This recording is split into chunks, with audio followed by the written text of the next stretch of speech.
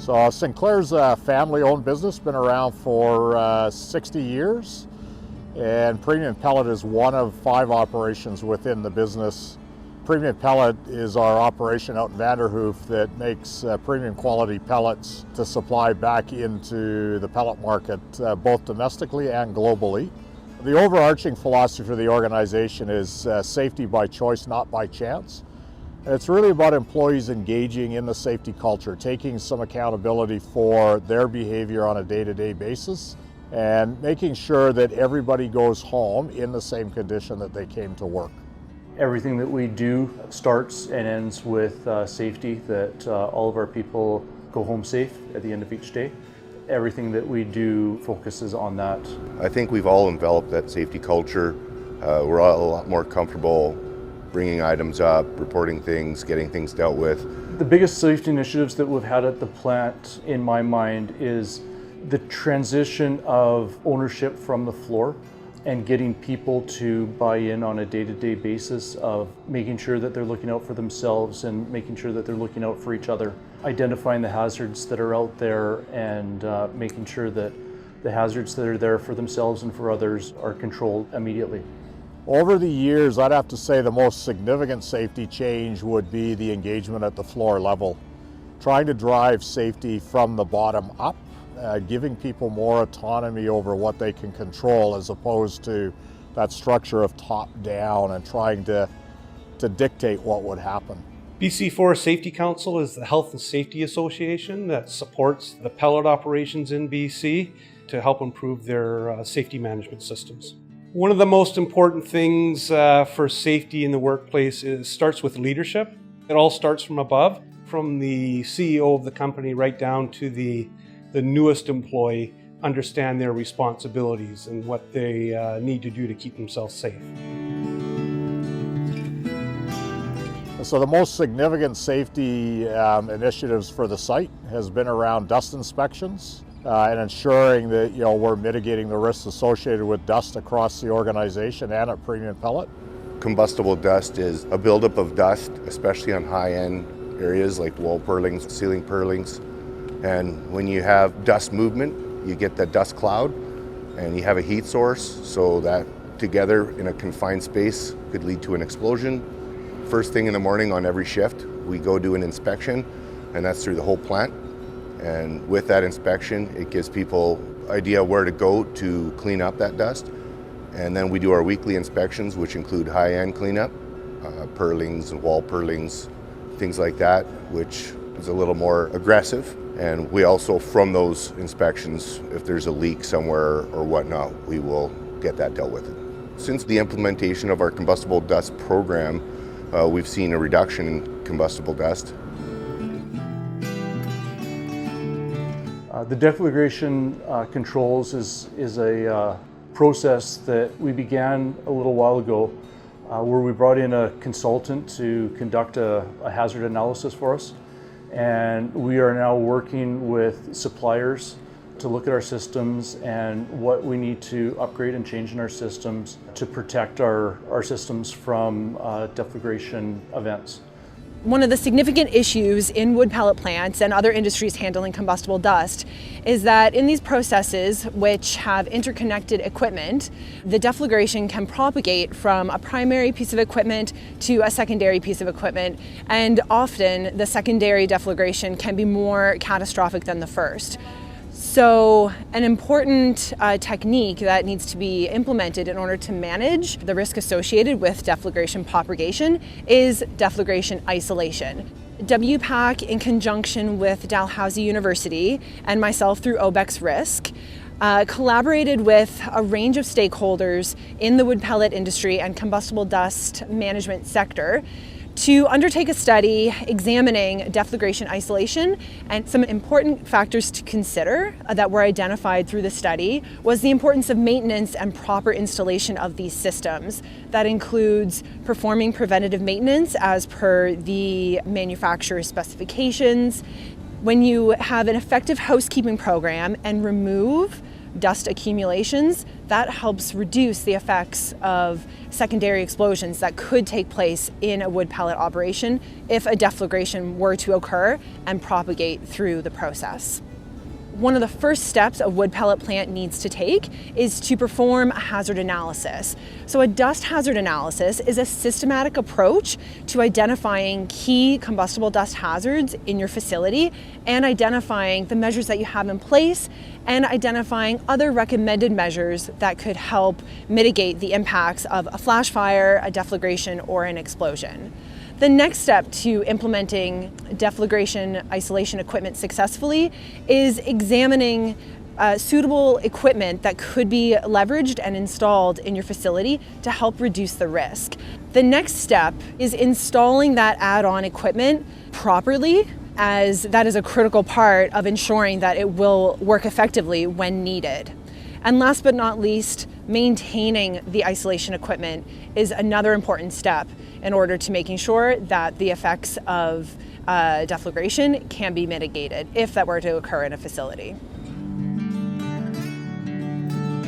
The Critical Control Management Project, as part of the WorkSafe BC Process Safety Initiative, involved working with the pellet sector in BC to perform bow tie analysis. So bow tie analysis and critical control management are just one piece of the overall process safety and process safety management framework, where there is an opportunity to implement and enhance that in the wood pellet industry. So process safety management is a framework that would help manage the different aspects and elements that wood pellet operations can help address and mitigate those scenarios that could lead to loss-producing events. At the beginning of the critical control management or CCM process, you conduct a thorough risk assessment using bow tie analysis. After the risk assessment is completed, you identify controls that you deem critical, whether they be controls that would address multiple hazards or multiple threats, and deal with different scenarios that could lead to a large loss of control event at a wood pellet plant. By examining and identifying these, you can assign responsibilities and accountabilities to help ensure that those controls are effective. Bow tie analysis is traditionally a process that involves engineering departments in oil and gas or pulp mills. Pellet plants don't necessarily have those resources at hand. So we had to develop a process that could be utilized at this operational level. It forced us to identify what are called critical controls. The critical controls are those that if everything else fails, if all of your other controls fail, that one critical control will keep your people safe. We put on a belt dryer symposium at the request of WorkSafe BC with the industry. And it was because of the increased fire events that were taking place. Belt dryers, in terms of their nature, are supposed to be safer and not catch on fire as much. So from the symposium, we created working groups. So we had 4 working groups that met in 2021. It was all virtual because of the pandemic. And during the working group meetings, we explored the various aspects of belt dryer safety, and we're just now finishing the final report. One of the things that the operations are looking at is to take a critical look at their current equipment, and when they have to go to replace that equipment, to consider using equipment that does a better job at removing the contaminants.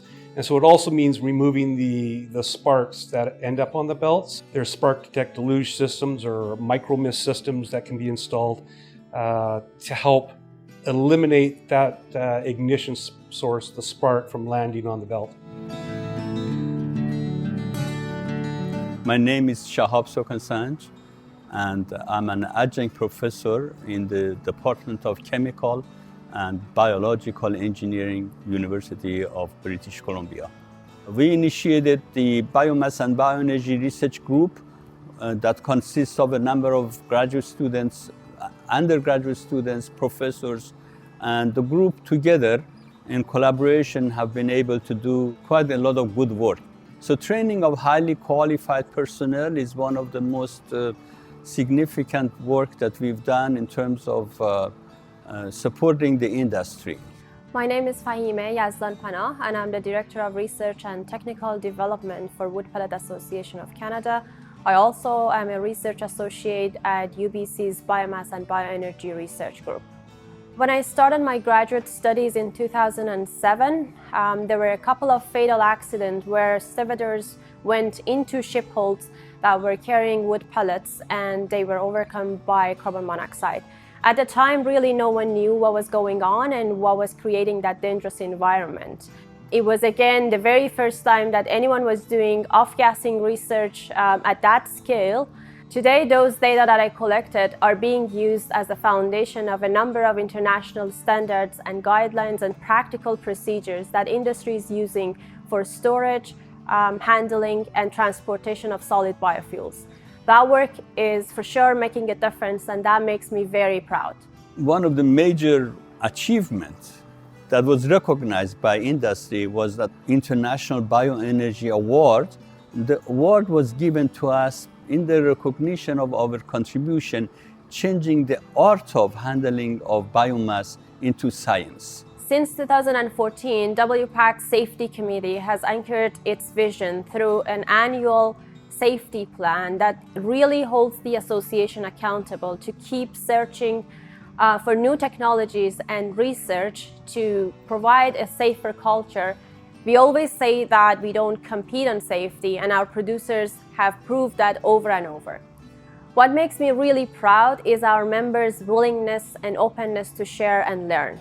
I myself witnessed firsthand the phenomenal collaboration between pellet producers, dryer manufacturers, consultants, and academic representatives. Everything safety makes me proud. That every time somebody reports something, every time something gets fixed or dealt with in a timely manner, that all of it makes me proud. There is nobody here who is doing it on their own. It's a true team effort. There's no point in making a product if you can't do it safely. There's a good group of people here that are passionate about looking after each other and doing the right thing for the right reason. And that just makes my life a whole lot easier at the end of the day.